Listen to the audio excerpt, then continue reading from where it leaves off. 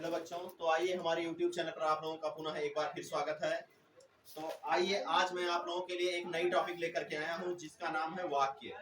इसके पिछले क्लास में हमने आप लोगों को वर्णों के विषय में हमने बताया, शब्द के विषय में हमने बताया। एक स्टेप टू स्टेप में क्लास चला रहा हूं। अगर आप लगातार एक सीरियल वाइज पढ़ते रहेंगे तो आपको सारी वीडियो व्याकरण, हिंदी व्याकरण की सारी वीडियो आपको प्रोवाइड हो जाएगी और मतलब उपलब्ध हो जाएगी। आप जहां से भी चाहेंगे, जो भी पढ़ना चाहेंगे, आप क्रमवार मिल जाएगा आपको वीडियो। तो चलिए आज ये नई टॉपिक लेकर के आए हैं जिसका नाम है वाक्य। तो चलिए आज हम वाक्यों के बारे में जानते हैं कि वाक्य होता क्या है। तो देखिए वाक्य क्या होता है, हम इंग्लिश में भी पढ़ा चुके हैं। शब्दों के सार्थक योग को वाक्य कहते हैं। क्या कहते हैं? शब्दों के सार्थक योग को वाक्य कहते हैं। मतलब जब कई शब्द आपस में मिलाते हैं और उसका एक निश्चित अर्थ होता है तो उसे हम क्या कहते हैं? वाक्य कहते हैं। ये बात भली बात समझ लीजिए।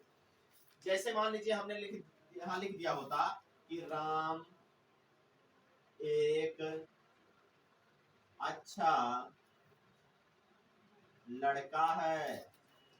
राम एक अच्छा लड़का है। राम एक अच्छा लड़का है। ठीक, तो यहाँ देखिए कितने शब्द हुए? 1 2 3 4 और 5 शब्द मिला, तब क्या पता चल रहा है कि राम एक अच्छा लड़का है। मतलब शब्दों का ऐसा समूह जिसका कोई निश्चित अर्थ हो उसे हम क्या कहते हैं? वाक्य कहते हैं।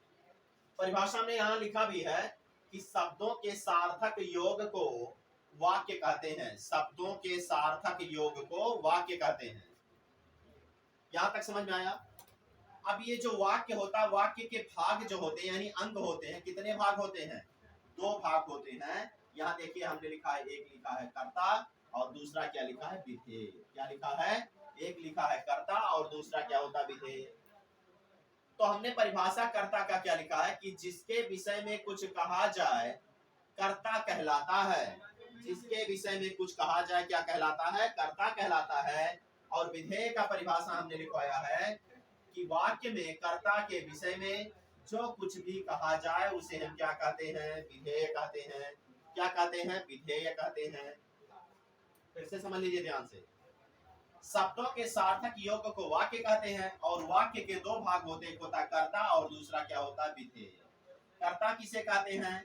जिसके विषय में कुछ कहा जाए क्या कहलाता है? कर्ता। यानी वाक्य में किसी के विषय में तो कुछ कहा जाएगा, उसे क्या कहेंगे? कर्ता। और कर्ता के विषय में जो कुछ भी कहा जाता है उसे हम क्या कहते हैं? प्रेडिकेट या विधेय कहते हैं।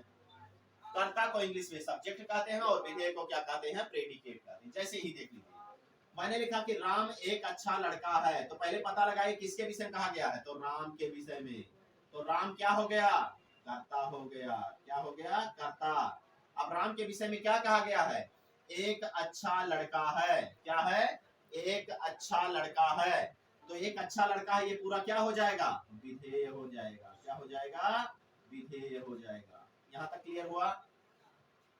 राम हो गया कर्ता क्योंकि राम के विषय में कुछ कहा गया है, तो राम हो गया कर्ता। और राम के विषय में जो कुछ भी कहा गया वह कहा गया एक अच्छा लड़का है। तो ये जो ये पूरा बचा हुआ शब्द है ये सब किस में आएगा? विधेय में। किस में आएगा? विधेय में। अब बात करते हैं वाक्यों के भेद कितने होते भैया, कि वाक्य के कितने भेद या प्रकार होते हैं।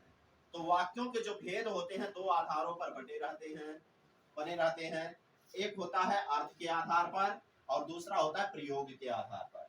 यानी वाक्यों को जो भेद होते हैं 2 आधारों पर होते हैं। एक होता है अर्थ के आधार पर और दूसरा होता है प्रयोग के आधार पर। तो अर्थ के आधार पर भैया 8 प्रकार के वाक्य बनते हैं। 8 प्रकार के वाक्य। और प्रयोग के आधार पर 3 प्रकार के वाक्य होते हैं। तो जो अर्थ के आधार पर होते हैं इसमें पहला वाक्य होता है विधि सूचक वाक्य या विधिवाचक वाक्य। दूसरा होता है आज्ञावाचक वाक्य। तीसरा होता है संदेहवाचक वाक्य। चौथा होता है इच्छावाचक वाक्य। पांचवा होता है संकेतवाचक वाक्य। छठा होता है विस्मय सूचक वाक्य, विस्मय बोधक वाक्य। सातवां होता है निषेधवाचक वाक्य और आठवां और आखिरी होता है प्रश्नवाचक वाक्य।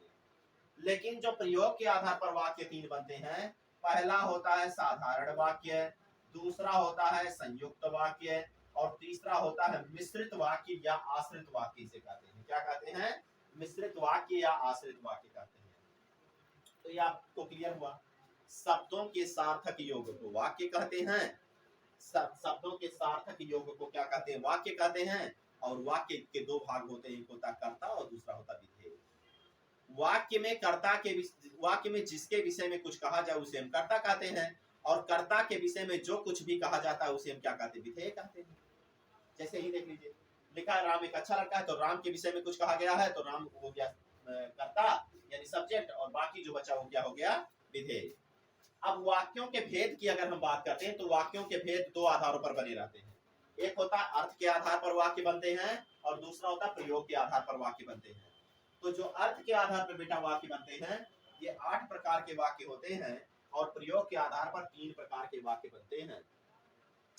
पहला जो अर्थ के आधार पर होता है विधिवाचक वाक्य, दूसरा आज्ञावाचक, तीसरा संदेहवाचक, चौथा इच्छावाचक, पांचवा संकेतवाचक, छठा विस्मय बोधक वाक्य, और सातवां निषेधवाचक वाक्य, और आठवां क्या होता है?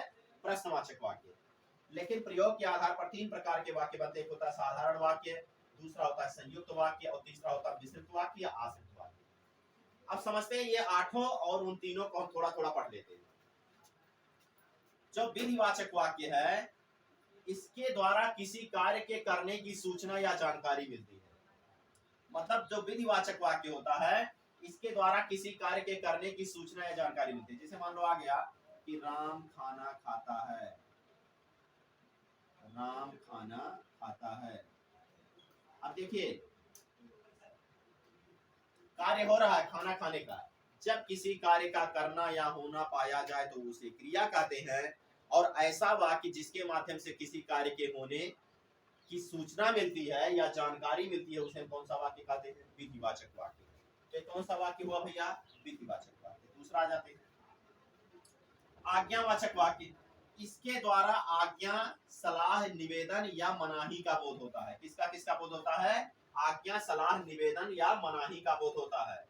जैसे मान लीजिए आ जाए, मैं यहाँ एग्जांपल दे रहा हूँ कि खड़े हो जाओ, खड़े हो जाओ, हो जाओ, मान लीजिए आ गया। फिर आ गया धूम्रपान मत करो, धूम्रपान मत करो, मत करो। निवेदन आ गया कृपया, या मान लो आ जाए मतलब खड़े हो जाओ, धूम्रपान मत करो, या कृपया मुझे छोड़ दो, कृपया मुझे जाने दो। तो ये सब कौन से वाक्य हैं? आज्ञावाचक वाक्य। क्या है? आज्ञावाचक वाक्य। और इसमें तुम शब्द छिपा रहता है, मतलब तुम लिखा नहीं रहता। देखिए हमने कहीं तुम नहीं लिखा है, मतलब सेकंड पर्सन प्रोनाउन यू, यानी तुम छिपा रहता है। जैसे खड़े हो जाओ, तो खड़े हो जाओ मतलब तुम खड़े हो जाओ। धूम्रपान मत करो मतलब तुम धूम्रपान मत करो, या आप धूम्रपान मत करें। अच्छा, दूसरा होता है संदेहवाचक वाक्य। इसकी सबसे बड़ी विशेषता ये होती है कि इसमें शायद, हो सकता है, या आशा है आदि शब्द आते हैं। जैसे आशा है, आशा है आज वर्षा होगी, आज वर्षा होगी। ठीक। अब ये कौन सा वाक्य हुआ? संदेहवाचक वाक्य। अच्छा, इसमें किसी कार्य के होने की संभावना प्रकट की जाती है। किसका? किसी कार्य के होने की संभावना प्रकट की जाती है। अगला होता है इच्छा सूचक वाक्य, इच्छावाचक वाक्य। इसमें क्या होता है? शुभकामना का वर्णन होता है, आशीर्वाद का वर्णन होता है, आशीर्वाद का वर्णन होता है, अभिशाप या शाप का वर्णन होता है, और फिर किसका? ईश्वर से प्रार्थना का वर्णन होता है। और इसकी प्रमुख विशेषता ये होती है कि इसमें क्या होता है? सामान्यतः वाक्यों के अंत में विस्मय सूचक चिन्ह यानी ये वाला चिन्ह लगा रहता है। अगला आ जाते हैं संकेतवाचक वाक्य। क्या होता है? इसमें एक क्रिया दूसरी क्रिया पर निर्भर होती है तथा इसमें शर्त का बोध होता है। जैसे मान लो आ जाए कि यदि तुम पढ़ोगे तो पास हो जाओगे, यदि तुम पढ़ोगे, पढ़ोगे तो पास हो जाओगे, तो पास हो जाओगे। यदि तुम पढ़ोगे तो पास हो जाओगे।